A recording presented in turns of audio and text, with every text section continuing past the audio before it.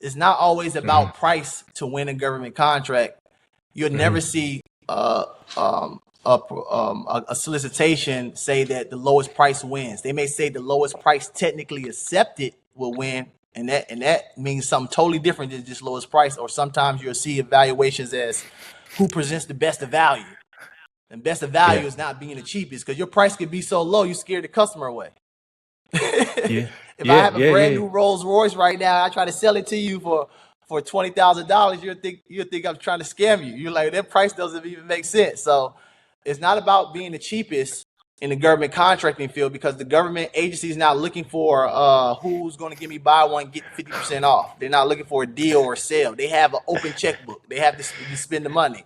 So it's like presenting the best of value is more important than presenting the cheapest price. Yeah, that lowest price technically acceptable had me crying when I first started back in 2012, man. Because I'm sorry to cut you off, but your lowest price technically accepted can be actually the highest price. Yeah, 100%.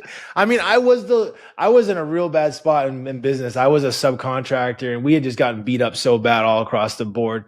And I was $500,000 in the hole. I was like 24 years old. And I bid this project in Eglin Air Force Base. It was like an $800,000 job. And they asked like 3 businesses to price this thing. I was the lowest price by $5,000. Like I didn't make a mistake. I wasn't low by 200,000. I was the lowest price by $5,000. Wow. And I needed that money so bad at the time. Like I was like, I would have done anything for that contract. And they didn't give me that contract because I was not the lowest price technically acceptable. They gave it to the next guy.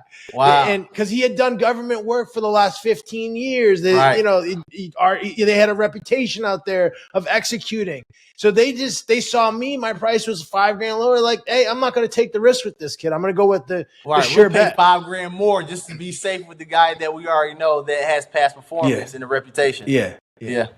But now the tables are turned. We win the projects now, even though we aren't the lowest bid, right? Because we have the technically acceptable. We have the past performance now. So we will win projects that we're not the lowest bid. Right. And I always tell the team, we don't want to be the lowest bid. No. We don't want to be. You don't want to be pricing out something to beat a competitor that you can't see what they're offering.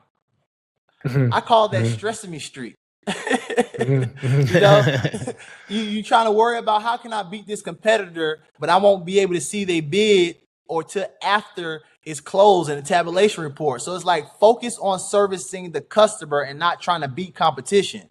When you focus on the customer, then you focus on how can I provide them value? How can I provide them this service at a great price point that I'm happy with, that I'm okay with? And most people are pricing their proposal out to beat a competition that they can't see.